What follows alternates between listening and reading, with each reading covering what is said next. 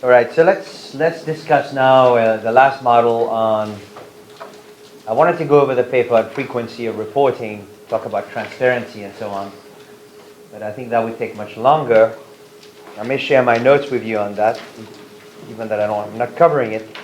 Let me instead cover a precursor to that model, which is a model of hidden information. So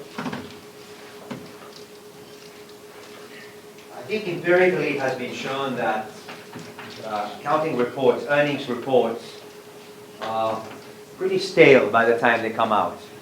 By the time they come out, a lot of information is already out there in the market, disclosed voluntarily perhaps by firm, or there are other, a variety of sources of other information about a firm. So maybe the earning response coefficient by the time the earning reports come out is muted, very low. So then there have been questions about whether earnings reports play any role in society and have any value for a firm. Right? By the time it comes out, a lot of information has already been disclosed. Empirically, then, people will run regressions such as looking at stock prices already reflecting a lot of information. That they'll run these reverse regressions, so to speak, and show that a lot of information in earnings has already been impounded in prices. One of my colleagues at Chicago is a strong believer in that, Ray Ball. So he believes that there's a lot of alternative sources of information and so on. So that's a debate I always have with him about what, should we still have earnings report? What could be the role of earnings report? The model I'm going to show you next is a model where firms is, again, it's a real effects model. The firm is making a decision ex ante, and there's a report coming out ex post, and the firm has private information about this return from this investment. So you have private information about the return from this investment. That private information cannot be credibly disclosed to the market. So that's the friction again. There's information asymmetry. But unlike the models we've talked about so far today, this is going to be a model of hidden information, right? Not hidden action, right? All the models I've shown you are hidden action, you conjecture.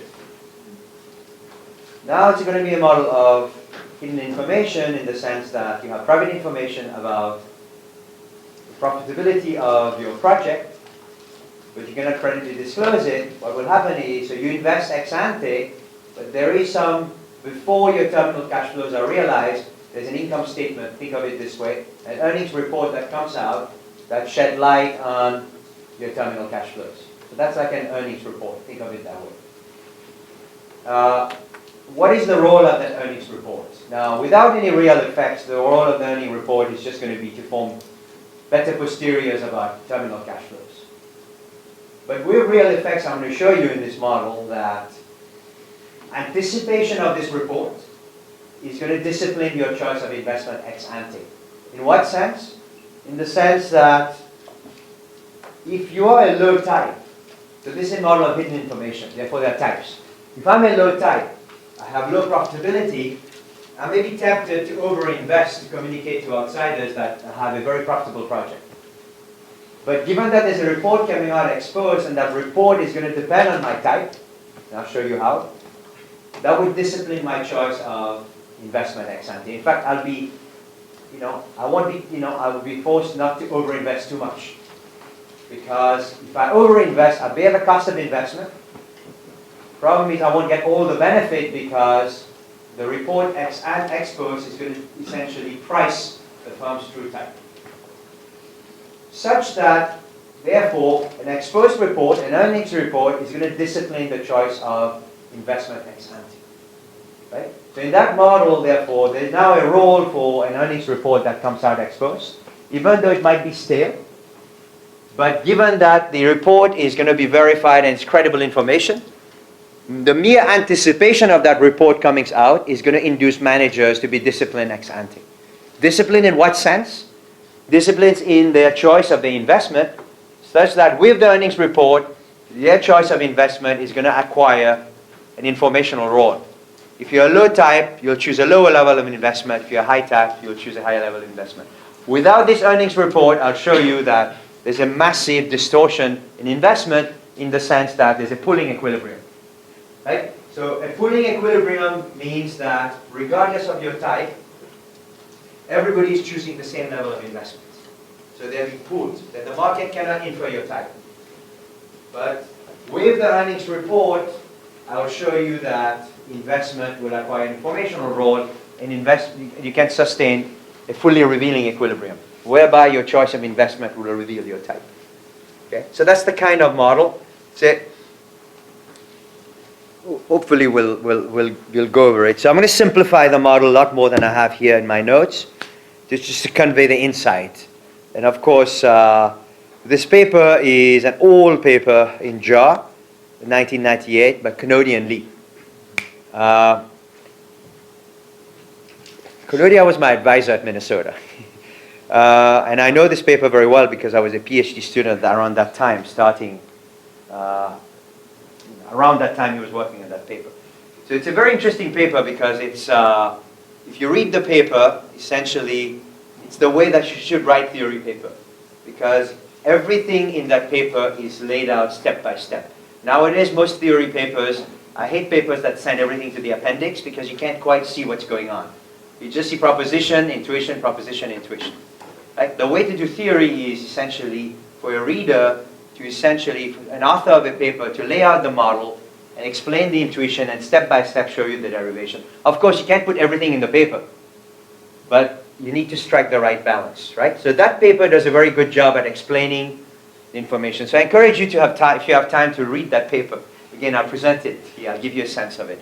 Once you read that paper, you'll see that it's very well written, and it takes you step by step about motivating everything, right? It's laying out the assumptions. So in any model, any presentation, assumptions should be laid out. Assumption 1, 2, 3, 4, 5. So you know clearly exactly what the authors are doing.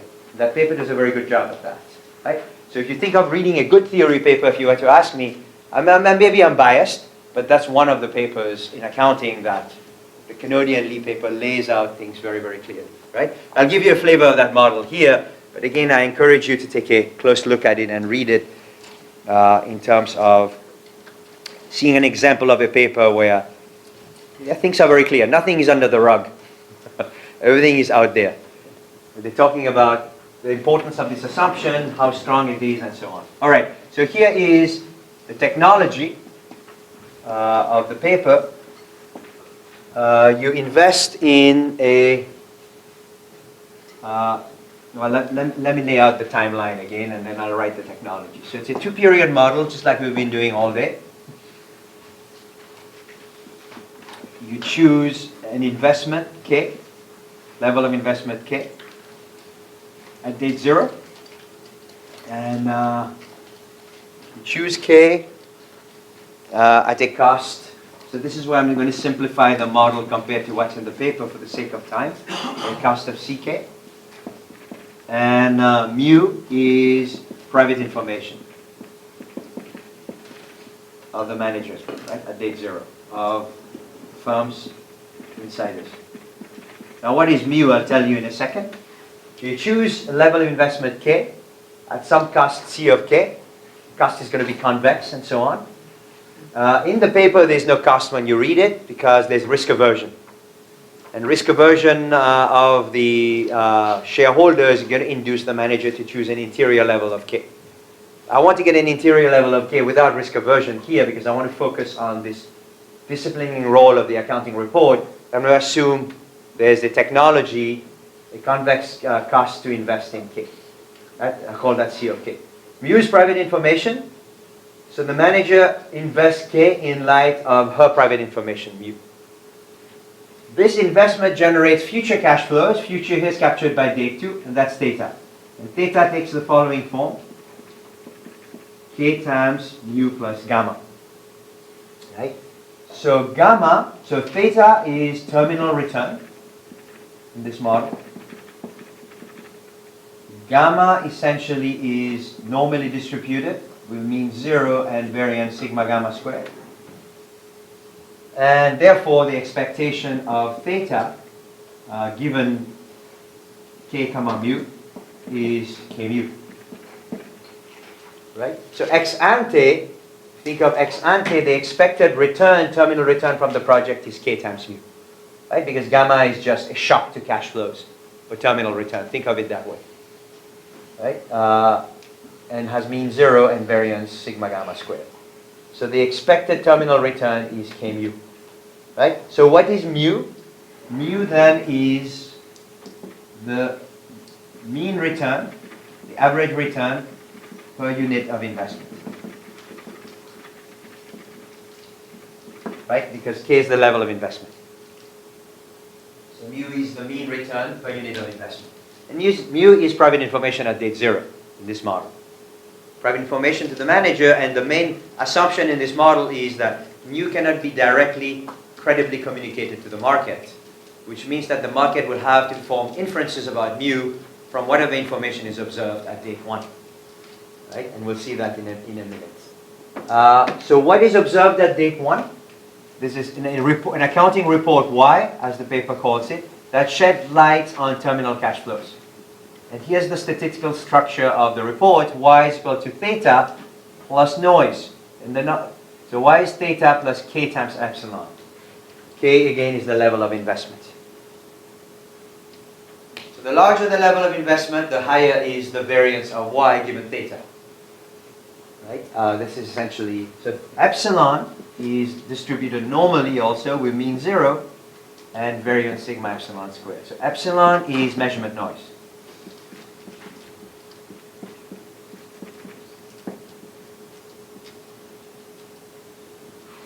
Right? Epsilon is not cash flow shock like gamma. So gamma and epsilon are different types of noises.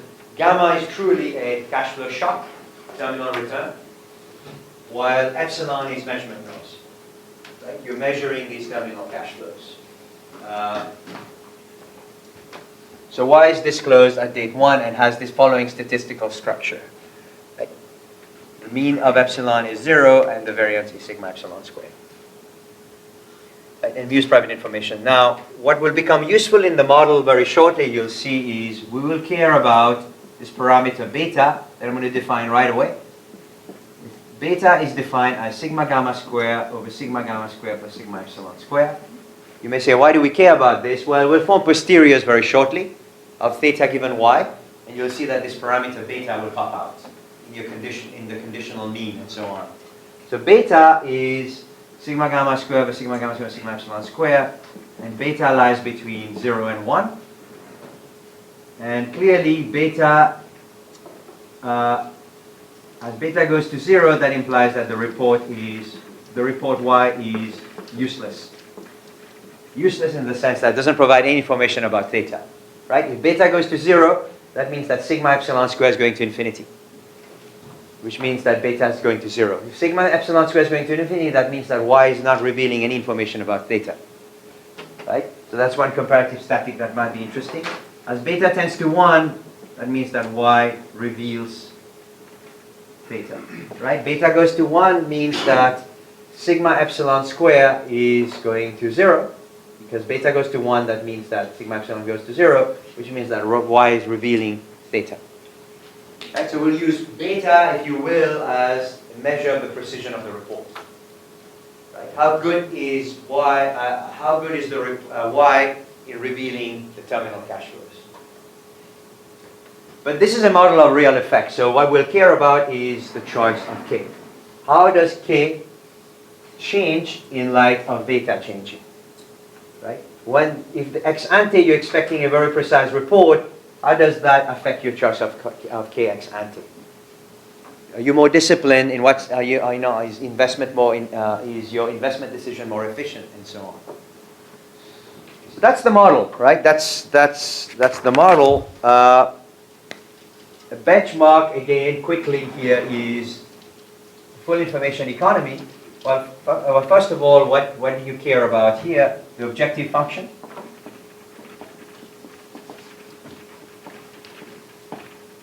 Firm chooses K to maximize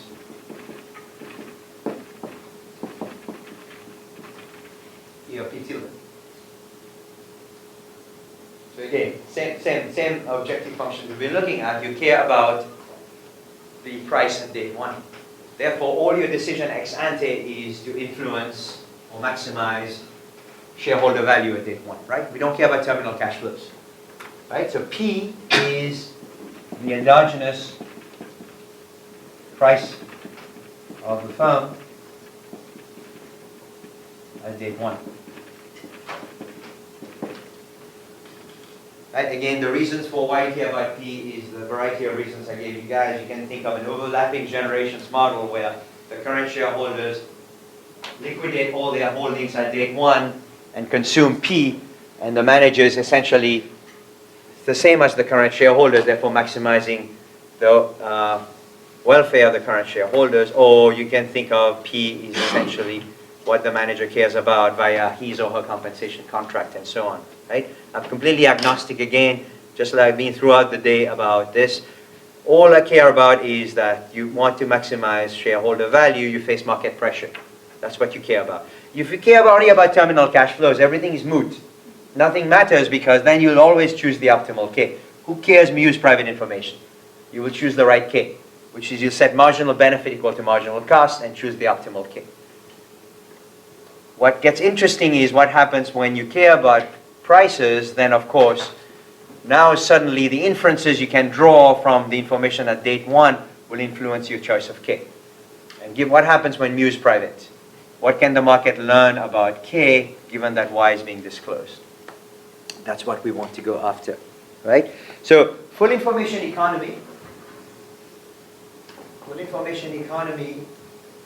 just to derive this as a benchmark, just like we've done throughout, that means that Phi1, the information set at date 1 is K, Y, and also Mu. Right? You observe everything that the market observes the manager, everything that the manager has, Mu at date 0 and more. Right? Manager always knows Mu here, and of course chooses K. So at date 1, the market observes all the information. That's what I mean by full information. What is P? P is going to be expectation of theta given K, Y, Mu. And also we can subtract the C of K here. The cost. So this is, the market is pricing the net cash flows, right, at date 1. This is the net cash flow from the investment. Of course, they're forming beliefs about future cash flows. They're subtracting the cost of investment. Right? They're forming beliefs. Again, risk neutral pricing. All right, so what is this? In this model, it's quite easy to show, to calculate this. Remember, theta is normally distributed, because gamma is normally distributed. Y is theta plus k epsilon. Theta is normally distributed, epsilon is normally distributed. A linear combination of normally distributed random variables is normally distributed. Which means that E of theta given Y has a normal distribution with a mean and a variance. And you can easily calculate this using what we've been doing all morning. You can show that this is beta Y plus 1 minus beta times K mu minus C of K. So this conditional posterior here is beta Y plus 1 minus beta times K mu. Right? Intuitively, why this is the case, you can essentially rewrite this as K mu plus beta times Y minus K mu. K mu is just the unconditional mean of theta, plus by how much do you revise your beliefs about theta once you know Y. That's captured by beta times Y minus K mu. Right? But I've written it in a slightly different form. This form is a bit more intuitive because beta, as we saw earlier, is a weight because it lies between 0 and 1. So the weight that you're putting on the accounting report is beta. And the weight you're putting on your prior beliefs about theta is Y minus beta. Right? Minus C of K. That's essentially the pricing rule at date 1. Of course, at date 0, Y is a random variable that has not been realized yet. Therefore, the manager is going to average over values of Y. So you're going to calculate E of tilde given K comma mu. It's the same as this is just K mu minus C of K, which implies that the optimal full information level of K, Kf, full information mu is equal to, satisfies mu is equal to C prime of K. Right? Marginal cost of investment is equal to marginal return, expected return. Right? And this is a second order condition we met here, because of the second order C is convex and so on. Right? So that's a very simple full information economy. Again, I've simplified it compared to what's in the paper, because there, these guys go after risk aversion and so on. It doesn't add anything here in terms of developing the role of, because they're also looking at risk sharing in the paper between the current shareholders and the markets. Right? I'm not focusing on that here, right? So that's full information. Any question on this full information economy, right? That's intuitive. You use public information, and essentially you're basically, it's as if you're maximizing terminal return here. You can see this, right? Maximizing ERP is like maximizing terminal return, because expected value of theta is K mu minus C. And then therefore, K mu minus C of K, voila, you're back to essentially the same objective function. So no surprises here. This is also the law of iterated expectation. E of P is E of theta given K comma Y comma mu given K comma mu, which collapses to E of theta given K comma mu. So everything we've done all morning, everything is present here, right? You see essentially the same structure in all these models. So what is new here compared to what we've done before is where I want to go to now. Mu is private information. Right? Mu is private information. Mu is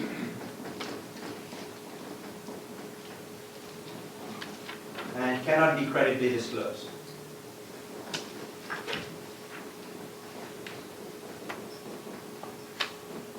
To the market, to the outside.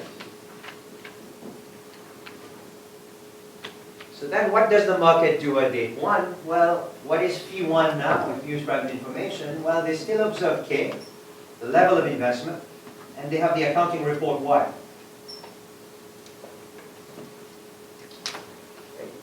Observe K, they have the accounting report Y. Therefore, you're going to use that information to try to price the firm. Now, think about this now. Let's step back and think about this. K is chosen in light of mu, which means that K could reveal information about mu. Right? Because we know already from full information that the larger mu is, the larger K will be. The market will say that if I see a large value of K, I'll infer that you probably have a high tech, you have a high mu. So therefore, the market is going to try to extract information about mu from K. That's like a signaling equilibrium. You hear that because you're taking an action in light of your private information. Whenever you take an action in light of your private information, the market will try to essentially invert that schedule, if you will, of K, and try to learn about mu. So that's one source of information here, K. But also, Y potentially could reveal information about mu. Because what is Y? Y is theta plus K epsilon, while theta itself is K times mu plus gamma. Therefore, if you flesh this out, Y is K times mu plus gamma plus epsilon. It means that potentially Y is a noisy information about mu. Remember here, mu is not an action like the morning. Mu is a random variable, mu is a type. In fact, I should write this here. I didn't say that. Mu is private information. Mu is essentially distributed according to some density f on the interval mu L, mu H. Okay? So mu is a random variable, has a well-specified distribution, and has a well-defined support. Mu L is the lowest type. Mu H is the highest type. So mu can lie anywhere in here. Right? So mu is not an action. So now, you're going to try to learn about mu from two signals, right? K and Y. And what can you learn? Right? What can you learn? So this is what the paper does. Essentially, given that you have two pieces of information, canonian B, construct the following equilibrium.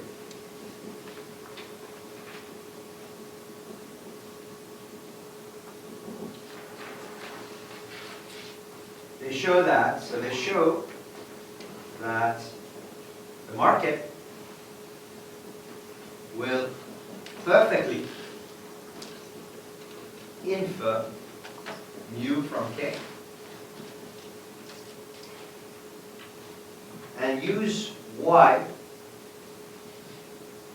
to update their beliefs about theta. Really, in parentheses, really about gamma. Right? So that's the kind of equilibrium they construct. And I'll construct that in a second, and I'll tell you why this equilibrium will exist. Right? Essentially, they show that actually, as long as Y and K are being disclosed, K is going to acquire an informational role. In the sense that by inverting this K schedule, the market can perfectly learn mu. Once the market has perfectly learned mu, they will price the firm, and then they will still use Y because, think of it this way. Once you perfectly learn mu, let's call that mu hat, the market will view theta to be, theta is equal to K times mu hat plus gamma. Well, they can still learn about gamma from Y because Y is theta plus K epsilon. So they'll update their beliefs about gamma from Y. Right? So in other words, there exists a fully revealing equilibrium whereby K reveals Y. The word fully revealing equilibrium, let me first define this. A fully revealing equilibrium in K means that the market can perfectly infer your type by inverting K, the K schedule. So K fully reveals mu. Right? So every type will choose, every type mu between mu L and mu H will choose a different level of K. So in that sense, it's a fully revealing equilibrium. By seeing your K, I can learn your type. Right? Versus what? What is the opposite of a fully revealing equilibrium? A pulling equilibrium. In a pulling equilibrium, all types between mu L and mu H will choose the same level of K. So therefore, by looking at your action, I can't learn anything about your type because all of you in this room are choosing the same level of investment, so to speak. Right? So these are called signaling equilibrium. That started with the Spence paper in the 70s where he looked at education serving as a signaling device to reveal your type. Right? So the same thing is going on here, except this is more subtle here because why is it, right? You may start asking yourself, why is it that K, we can construct a fully revealing equilibrium in K? Because typically you can only do that if different types will have a different marginal benefit or marginal cost of K. Right? Again, going back to the insights from Spence, there the model is that there are different workers who are looking to work. They know their ability. The firms don't know their ability. You want to hire them. But the marginal cost of education is going to vary across workers because they have different abilities. Right? And the firm is always trying to infer the ability of the worker from their level of education. Therefore, if I'm a higher ability, I'll end up choosing a large level of education. Why? Because the marginal cost will vary across time. How is this happening here? What is it that allows you to sustain a signaling equilibrium is what I want to develop. Right? This is what these guys, these authors essentially develop. Right? What sustains? It turns out that the accounting report exposed is what sustains this fully revealing equilibrium. Now why is that? Right? That's the key point of the paper. Right? That's what I wanted to know. The reason this happens is, well, let me push this a bit more, and then we'll see.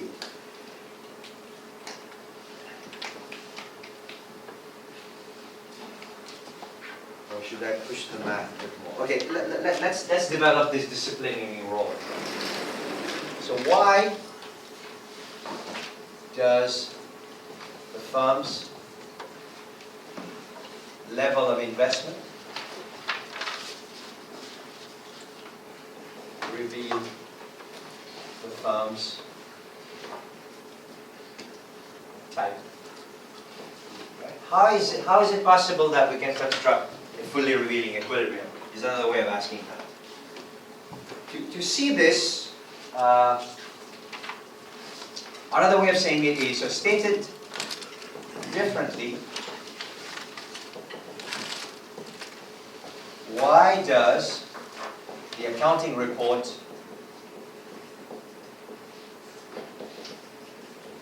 Why? This is an ex post report, right? You've already chosen your investment ex ante. It's coming out ex post. Why does this accounting report Y disclose ex post discipline the firm's ex ante choice of investments? Okay, right? By discipline here, I mean that if you're a higher type, you'll choose a higher K. If you're a lower type, you choose a lower K. If there's no discipline, that means that all types will choose the same level of K. That's a pulling equilibrium. How is it that, what is causing the signal Y release ex post to discipline your choice of K ex ante, right? Such that K becomes a fully revealing equilibrium in U. Why? How is Y doing that? It's actually quite, to understand that, let's consider two types. Even though mu here is a continuum, let's consider two types, as if the model is binary. So consider two types, say mu1 and mu2, such that mu1 is less than mu2. So mu1 is the low type, mu2 is the high type. Now, in this model, you can see from the full information economy, your payoff is increasing in your type. Right? Your payoff is increasing in your type because the higher your mu is, the higher your K is, therefore the expected payoff is going to be higher. Which means that in this type of model, the low type would like to be viewed as to be the highest type. They would like to mimic the higher type, to use the language of signaling. Right? Suppose the low type does that, mu1 does that. So essentially, mu1, so which means that the low type, mu1,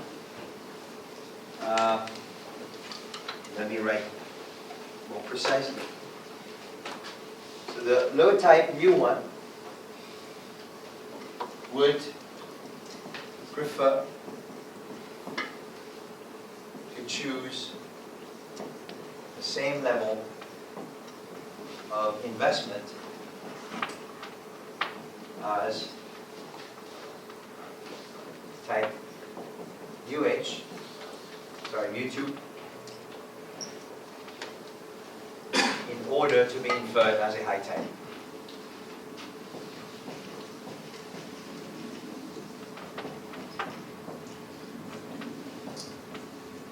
Thereby getting a higher payoff.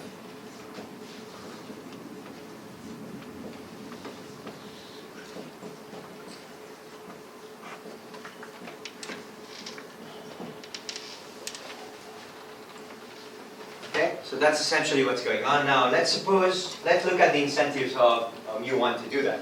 So the price at date 1, P, remember all the payoff here is coming through prices, right? Because that's what essentially the firm is maximizing.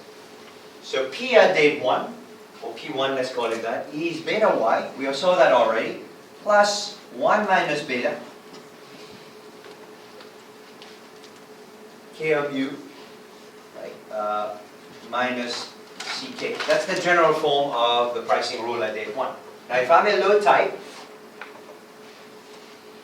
what is E of P1 given K, comma, UL? So this is a firm that is a low type. They're forming expectation at date, essentially at date 0, and forming beliefs about P1. So E of P1 given K, comma, UL is going to be equal to beta KH UL plus 1 minus beta KH UH minus C of KH. What is this? This is low type, firm of low type, firm whose true type is mu L, but who chooses K sub H and is therefore inferred to be a high type. Right? So let's make sure we understand this.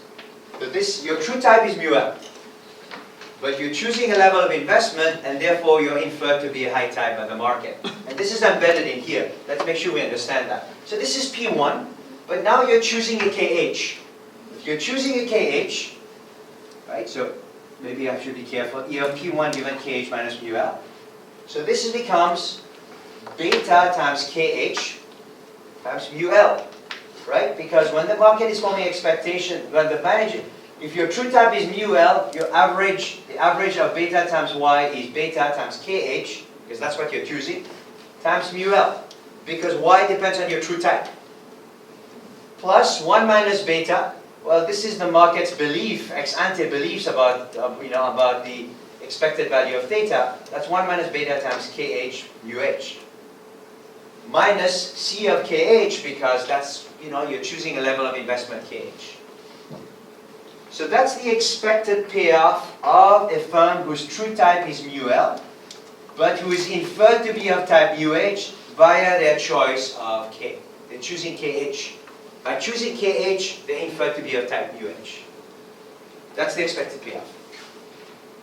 Right? So again, make sure you understand where the true type is coming in. The true type is coming only from the first term, because P1 is beta Y. If your true type is low, well, when you form the expectation of Y, this is what's going to pop out here is MUL, not UH. The rest is the market's inference, right? So the market is pricing you this way, observing KH and saying, oh, you're a high type because you choose the investment level of a high type. Therefore, this would be KH, this would be MUH, KH. The true type is only embedded in here.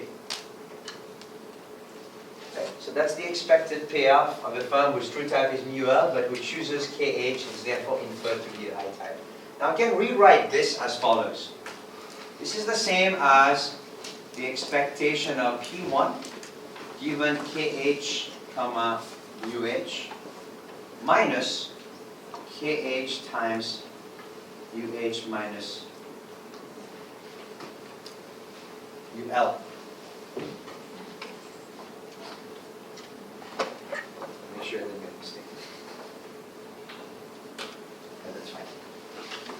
Now why is that? That's essentially, if you understand this, you understand the intuition of why there's a discipline to the accounting report. Look, what is this term right here? Again, so I'm going to erase this. Let me erase this here. The top line here, I can rewrite it as follows. Beta KH UH plus 1 minus beta KH UH minus CKH minus beta KH UH plus beta KH UL. Do you agree? All I've done here is added beta KH MUH and subtracted beta KH MUH. I've added 0. The rest of the term are all the same. But now, what is this guy? This guy is a firm whose true type is MUH, right? And he's therefore choosing a level of investment of KH. So this is the expected payoff, E of P1 given KH minus MUH. That's the first term. Right? Then I collect these two terms, I factor out the KH and the beta. Oh, sorry, there's a beta missing here. You will make a mistake. Sorry. I factor out the beta KH. What do I get? I get minus K beta KH MUH minus MUL. This is, at this point, I'm doing algebra. However, there's an economic insight here. And that essentially is the following. If I'm a low type, I want to be inferred to be a higher type in order to get a highest payoff. I don't get the benefit of the high type. There's a cost to mimicking the high type, therefore. If I've truly got all the benefits of being a high type, then these two terms should be equal. Then there'll be a massive pooling equilibrium. Everyone will do that. The market will say, well, there's no discipline to investment. Therefore, every time I see a K, I can't learn anything about your type. There's a massive pooling equilibrium. I'll price you as if you're the average type. Because I can't learn anything about your type from K, I will use my priors to price you. Therefore, I'll price you in such a way that as if you are the average time, right? But however, look what happens here. If I'm a low type, what are essentially my expected payoff from mimicking a high type? Well, it's not quite the payoff of the high type, because it's my payoff from choosing the higher level of investment is your P1 given KH minus mu H. There's a penalty from mimicking the high type, because this is a strictly positive term. Right? UH is greater than UL, beta is greater than 0, KH is positive. There's a penalty from mimicking the high type. But more interestingly, the penalty is increasing in beta. And what is beta? Beta is the precision of the accounting report that's coming out ex post. The higher the beta is, the higher the penalty from mimicking a high type. Which means that there is scope for a signaling equilibrium. That's the first intuition. Right? Any time that I mimic a high type, there's a penalty from mimicking a high type. That means that I can't just mimic without any cost. There's a cost to mimicking. And that cost is increasing in beta. Which means that in that sense, the accounting report ex post is disciplining the choice of investment ex ante. Right? Remember I mentioned? Because ex post, if I choose a high level of K, if I'm a low type, I choose a high level of K, I bear all the cost. Do I get all the benefit? No. I'm penalized by the market, so to speak, because at the end of the day, the average value of P1 will depend on my true type, and the weight on that is beta. And that weight beta here is precisely the precision of the accounting report. If beta was 0, this term will drop out, vanish, then there is no cost to, I'll get all the benefit from mimicking. I can easily mimic without any penalty, which means that there's a massive pulling equilibrium. Right? So that's essentially the disciplining role of the accounting report ex post. Right? The accounting report ex post is priced. The market uses it to price the firm, and the weight on the report is the precision of the report. Ex ante, when I'm forming expectation of the price, the distribution of Y depends on the true type. Therefore, if I'm a low type, on average the price is going to be lower. Right? If I'm a high type, on average the price is going to be higher. Therefore, if I choose a high K, I bear all the costs, I don't get all the benefits, and that's essentially captured to this penalty term. Right? That's what sustains this fully revealing equilibrium. So that's one way of seeing it. The other way is the more traditional way, which is the Spence way of seeing this. We can also do this by looking at essentially the marginal rate of substitution between your inferred type and your choice of K. In other words,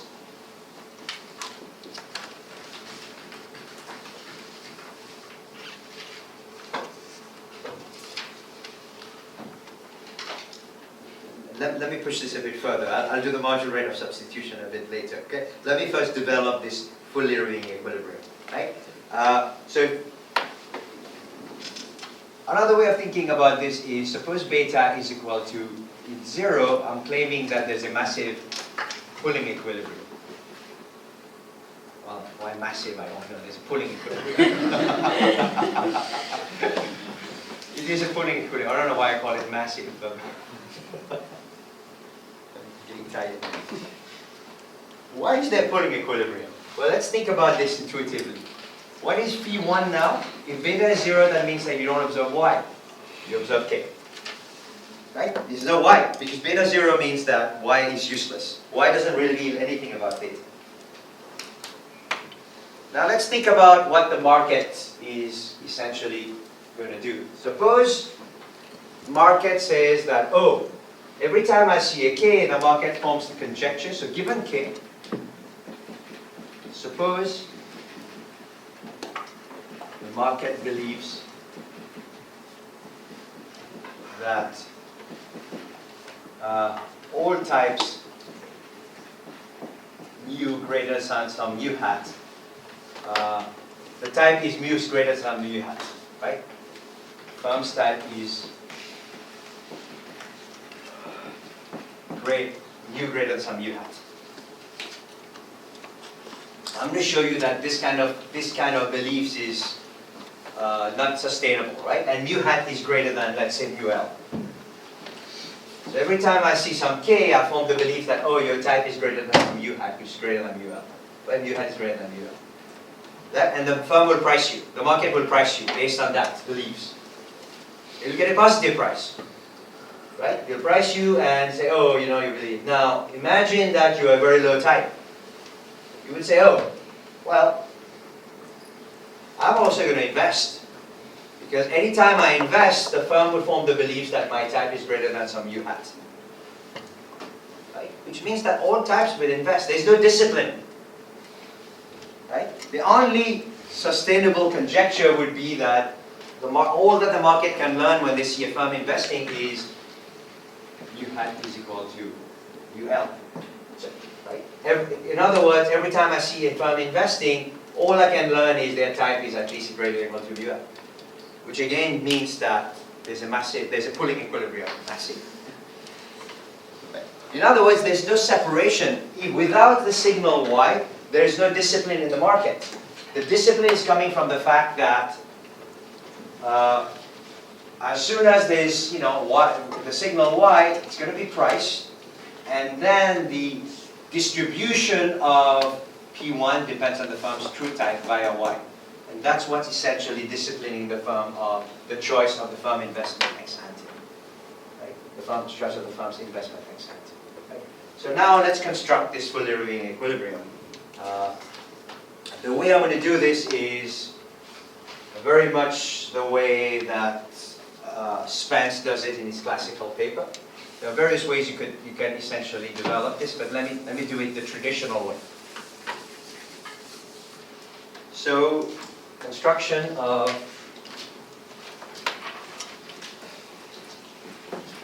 a fully revealing equilibrium. Okay.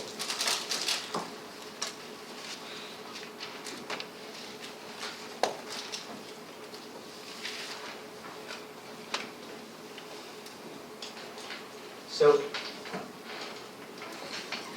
suppose market can perfectly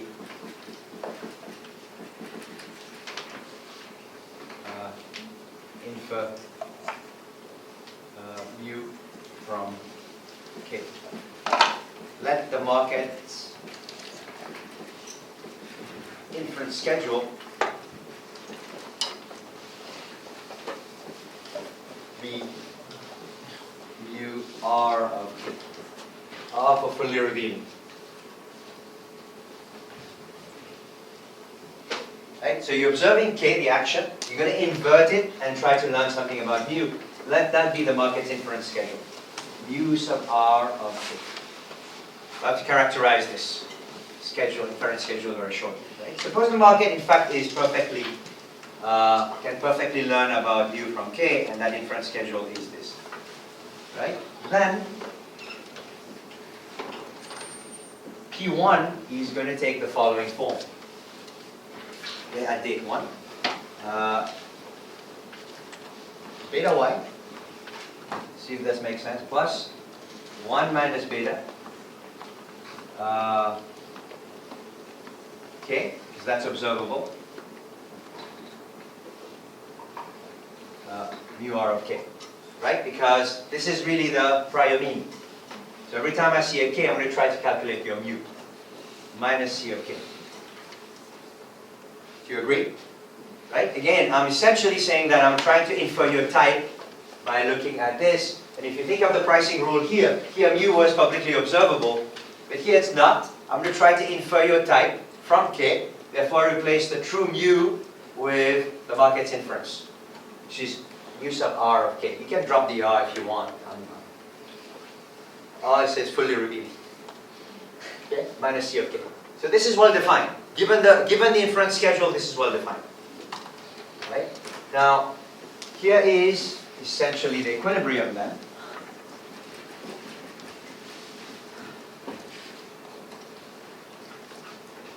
Equilibrium consists of a pair of functions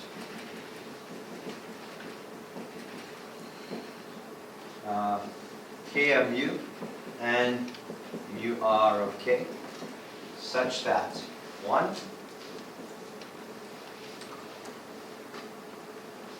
K mu maximizes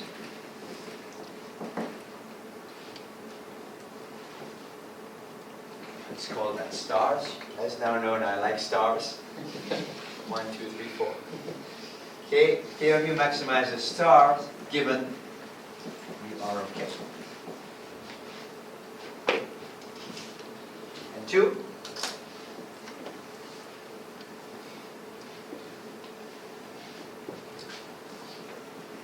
Given k mu r of k of mu is equal to mu on mu. Right? That's essentially how I'm going to characterize a fully revealing equilibrium. Now, in plain English, what is all this saying is the following. It's saying that the market is going to form an inference about mu from k. That inference schedule is mu r of k. Using that inference schedule, the market is going to price the firm. The firm will take the prices as given and choose the actual k in light of mu. So that's what condition 1 is saying. K mu maximizes star given the market's inference. 2 is a rational expectation requirement, condition saying that the market's inference must be correct in equilibrium. Which means that mu of r of k and k of mu are inverses of each other. Or mathematically, mu r of k of mu is equal to mu. Right? If these two conditions are met, we've constructed a fully revealing equilibrium. Right? Which means that the market inference schedule is correct. And also, the firm is taking the inference schedule as given and optimizing. In equilibrium, essentially, the inference schedule that the market is relying on turns out to be correct. Right? This is captured by 2. So that's essentially the way I'm constructing. This is exactly the way that Spence, in his classical paper, constructed fully revealing equilibrium. There are other ways of doing that, but this seems very intuitive. So let's stick to this way. So here, using this kind of optimization, first order condition, right? Okay, using star, first order condition becomes with respect to essentially k here. So of course you're maximizing E of P1 right at H0. Using star, the first order condition becomes, so I'm skipping a few steps here, beta k mu, I'm sorry, plus 1 minus beta k mu sub r prime of k plus 1 minus beta mu r of k minus c prime of k is equal to 0. Let's see why. Right? Essentially, using star here means that taking the pricing rule as given, the manager at date 0, he or she is going to optimize, calculate the expected value of P1, and choose k. Therefore, I've taken the first order condition now with respect to, well, this cannot be k here, right? Sorry, this is beta mu. Because I've differentiated with respect to, this is the first order condition. So if you think about this, take the expectation of P1, you get beta times k mu, plus 1 minus beta k mu r of k minus c of k. Now take the first order condition with respect to k, I get beta times mu, the k drops out, plus 1 minus beta. Now I have to be careful here, because this is a product, right? So essentially, first I do k times mu r prime of k, that's the derivative of the inference schedule with respect to k. Plus, then the second term would be keeping this fixed, I differentiate with respect to k. So 1 minus beta mu r of k, minus of course c prime of k is equal to 0. Now there's one more insight here in these signaling models. We're going to get overinvestment here in k. Why? Because now there is a dual role to k. K has a productive role because it affects the terminal cash flows. K has an informational role and is popping out here. Because the manager knows that given the market's inference, the larger the value of k, the market will infer mu to be higher. And therefore the manager is induced to choose a higher level of k compared to first best. And we'll see that popping out in the solution in a second, right? And that's not surprising for these signaling models. There's an action when it has informational value, will have two roles. Not only does it affect the fundamentals, but it also would affect essentially the market's inference, right, about the firm's type here. Therefore, you're induced to overinvest. Which is interesting because in the morning we've seen that in hidden action games, right, your question earlier, right, you asked that. What's your name? Michael. Your question was there's underinvestment. What's causing this underinvestment? We saw that in these hidden action games there tend to be underinvestment. In these hidden information games there tends to be overinvestment. And here you can see why there's overinvestment, because you're trying to convey to the market that your type is high. So they're induced to choose more than the level you would choose, right? Given your level of, given the first best level. So that's essentially your first order condition. But that's condition, I've used one here. K of mu maximizes star given mu r of k, which is what the first order condition is capturing. But I haven't used condition 2 here to construct the equilibrium. So here's condition 2. From condition 2, we impose the following requirement. Mu r of k, or mu is equal to mu r of k. So wherever I see mu here, I want to replace it with mu r of k. Which means that in equilibrium, you can also write mu r of k or mu if you want, just simply out here. But all I want to say here is, I want to replace this true type with the inference. That's the equilibrium requirement. This is saying now that the inference schedule is going to be correct in equilibrium. Right? So this is the first order condition. Once I impose condition 2, what happens? I replace the mu r of k.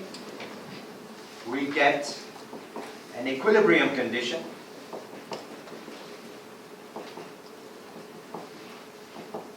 that the inference schedule, well, that the fully revealing equilibrium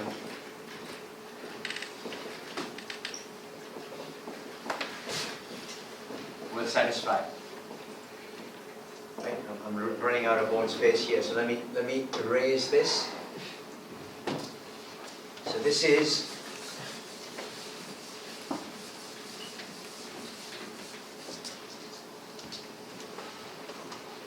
the equilibrium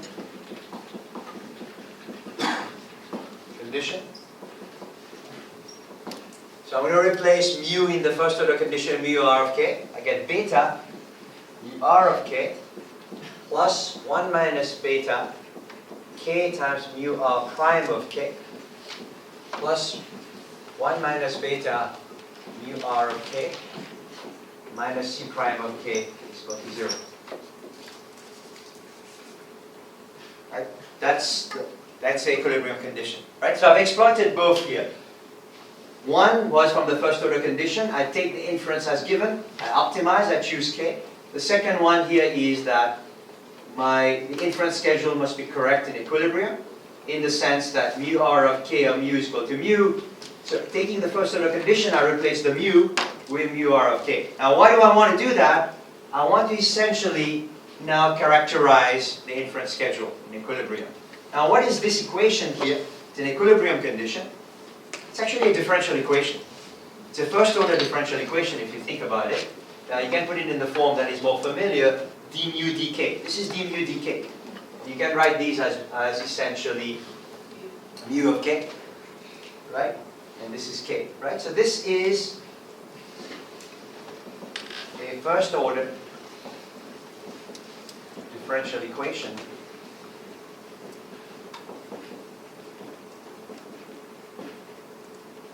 that will, whose solution will characterize mu r of k, which is what we are going after, right? What is the form of this? How does mu depend on k? Of course, if we invert it, we'll get how does k depend on mu, because it's 1 to 1 now, right? If it's essentially a fully revealing equilibrium. But a fully revealing equilibrium must satisfy this differential equation. It's a first order differential equation, which means that if we were to solve this, if there exists a solution to this, we'll get a family of curves, right? A family of equations, parameterized by a constant. Right? That's naturally the case for this first order equation. Now I'll impose, if you remember again when you learn differential equation, we need to impose an initial condition to pin down, right, the unique solution for the differential equation.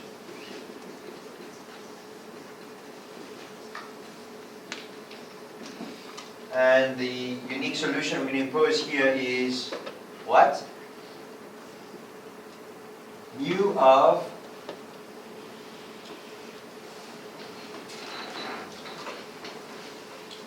let me write it slightly differently.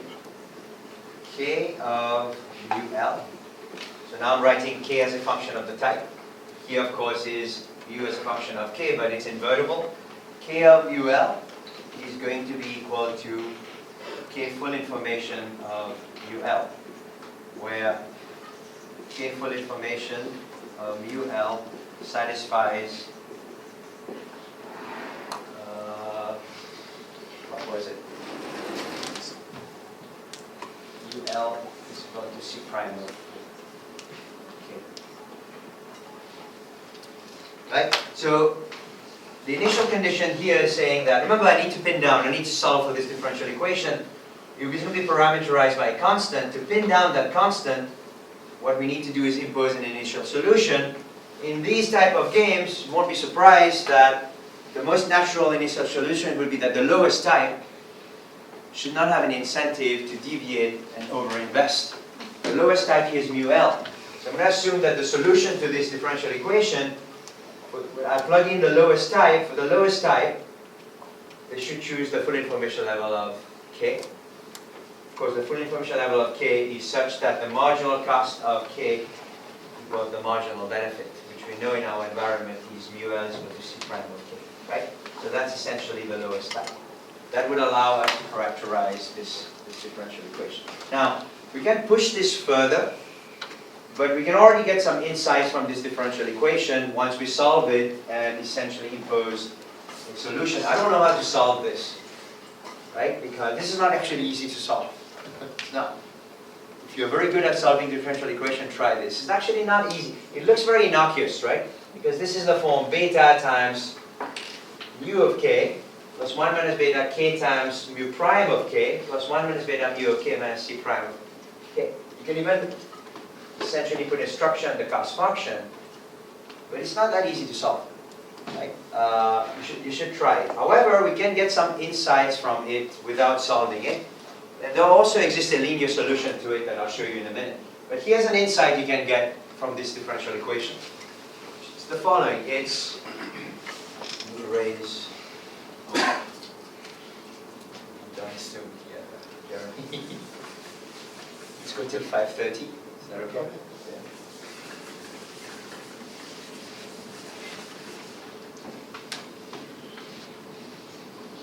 So, this differential equation right here, by the way, beta mu r k can be combined with 1 minus beta mu r k. I just get mu r of k plus 1 minus beta k mu r prime of k minus c prime of k is equal to 0. Right? Or again, another way of writing it, mu of k minus c prime of k is equal to beta minus 1 times k mu r prime of k. I've just done algebra here. Now, look at the right-hand side of this equation. Beta minus 1 is negative, because beta is between 0 and 1. K is positive. What can we say about mu prime of k? The sign of it. Positive. Better be positive, right? Because we know that in a fully remaining equilibrium, the larger your k, the Marquette's inference would be that the higher your type. This one negative, this is not sustainable. Right? This is going to be positive, which means that the right-hand side here is negative, because beta minus 1 is negative. The right-hand side is negative, the left-hand side is negative. But the left-hand side being negative means what?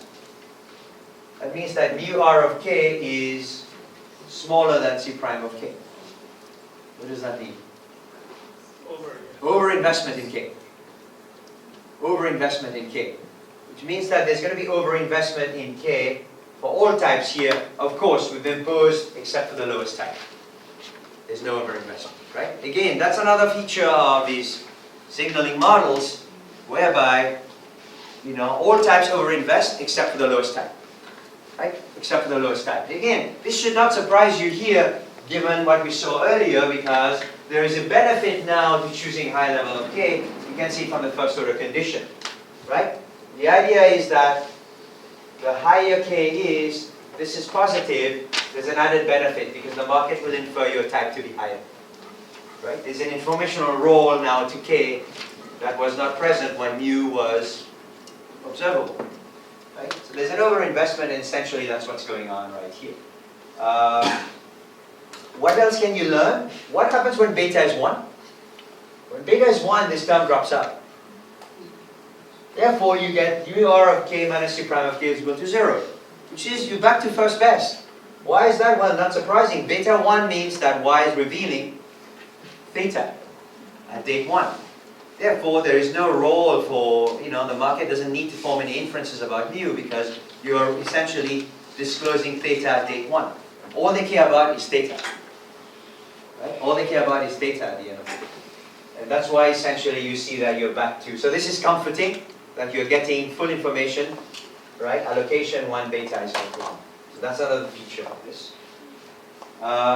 Again, solving this, as I said earlier, will give you a sense of you know, how this schedule behaves with beta, but actually there does exist, if mu L is, assume mu L is equal to 0, using the lowest type is equal to 0, and of course mu H is greater than mu L, we know that, but assume the lowest type is equal to 0, there actually exists a linear solution to this differential equation. Right? And the linear solution is, and you can verify this on your own, k of mu, or mu of k, whichever way you want to solve it, is, I've solved it here, k of mu is 1 plus 1 minus beta over c. Of course, what is c? So another assumption is c of k is equal to ck squared over 2. So I put some structure on this problem. Assume the cost function is ck squared over 2, so convex, right? When essentially the marginal cost is depends on the parameter c. And then assume that mu L lowest type is equal to 0.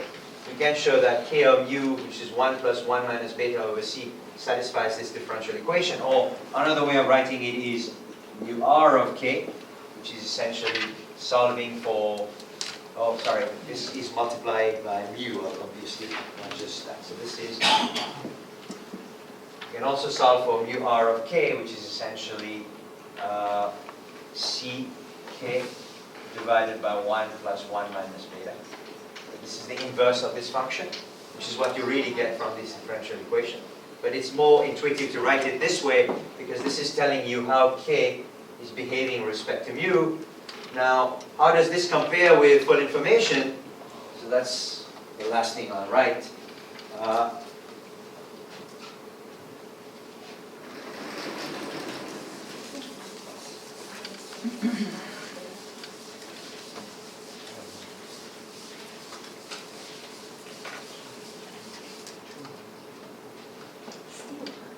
K full information of mu satisfies mu is equal to ck, right? Or k full information of mu is equal to mu of c, right? Given the assumption that the cost function is ck squared over 2 now. You get this. K star, if you will, of mu, which is the fully revealing equilibrium. Linear equilibrium here, because this is, I'm only looking at a linear solution, equals, from there, 1 plus 1 minus beta times over c, all this times mu. which means now we can plot a graph to see this more explicitly. So the x-axis is mu. Here's your mu L. But we'll make it 0. This is important, by the way, making it mu L equal to 0, because otherwise there's no linear solution. Right? So this is a very specific case. So mu L is equal to 0, and let's say this is mu H. Right? And mu lies in between. Here is essentially the fully revealing, the efficient investment. The slope of this is 1 over C. Right? Linear, and this is K. Now let's plot K star of mu, right? That's our fully revealing equilibrium. When mu L is equal to mu L, it's 0. Mu L is 0, so it coincides. And of course, the slope of this is always greater than 1 over C because beta lies between 0 and 1. Of course, if beta is 1, we are back to getting full investment, the full information investment schedule. So essentially, you get overinvestment. Now here you get overinvestment that increases in the level of mu, right? Because, so that's the red line is your K star of mu. But more interestingly, as beta increases, the red line collapses and converges towards the black line, right? Because as beta increases, this slope essentially goes down. And this is essentially the disciplining role of the accounting report I was mentioning. Because as beta increases, if you were to mimic and choose a higher investment level, the penalty from doing so goes up. Right? The penalty from doing so goes up, which means that there's less and less overinvestment. Right? Of course, if beta is equal to 1, you revert back to the full information investment schedule. But as long as beta is greater than 0 and less equal to 1, you have overinvestment for all types. And again, here there's more overinvestment the higher the type because it's a linear solution. Lowest type, of course, chooses the level of investment of 0. And as beta increases, right? Beta increases, the level of overinvestment goes down, right? But as long as beta is positive, you are able to sustain a fully revealing equilibrium. Interestingly, there's a discontinuity. If beta is equal to 0, you get a massive pulling equilibrium. So K pulling equilibrium mu is essentially, now what would this be? Mu bar over, now what is this going to be? If essentially beta is equal to 0, what happens is the market cannot essentially infer your type, so therefore P1 is going to be equal to beta y plus 1 minus beta times K. Essentially, market will price you as if you are the average type. So that instead of mu r of K, it's bar minus essentially C K squared over 2. And of course, you will form your expectation. Beta is equal to 0. So essentially, this is the pricing rule, right? And what is your optimal level of K? It's going to be mu bar over C, which is that this is essentially what is captured right here by the green line. You're priced as if you are the average type. That's what I mean by massive pulling equilibrium. Regardless of your mu, all of you choose the same level of investment. So market cannot learn anything about your type. Right? But as soon as beta is positive, you're able to sustain a fully revealing equilibrium whereby by inverting K, they are able to learn your type. Of course, it comes at a cost because there's overinvestment, but that overinvestment goes down as beta increases because the accounting report plays a disciplining role, right? You're penalized more and more because you're putting more and more weight on the accounting report, and the accounting report depends on your true type.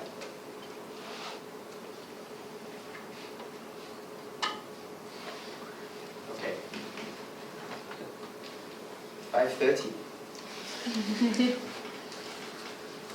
All right, so I think I will stop here because if I stop, another paper will take forever. So let me conclude by essentially saying the following. As I said earlier, you need to go back to the original papers and read them, right? Because that's the only way you'll be able to fully grasp them. But the message here is that To do theory work, or to have an appreciation for theory work, it is very important that you get your hands dirty and essentially read and dissect these papers. Right? You need to understand essentially the assumptions behind these papers. As you can see that every paper, every model has a set of assumptions. So you need to understand what they are, what are the trade-offs being made, and so on. So go back and read some of these papers if you have time. I'll send you a set and Jeremy will send you the notes. And once you start digging into these papers, you should feel free to reach out to me. I may not get back to you right away, I'm a bit busy, but I will at some point, right? But I encourage you to go after these. And if you're doing any of your research, by the way that I do my research is if I'm interested in a problem, I go to the original sources of the papers and dissect those papers and know them really, really well. If you're an empiricist, you're interested in an idea, you need to go and look at what are these theoretical work that have shed light on some of these issues. And know these papers very well, even though you won't be using these models directly. But having a very good sense of these papers would help you in your research. All right, thank you very much, Harish.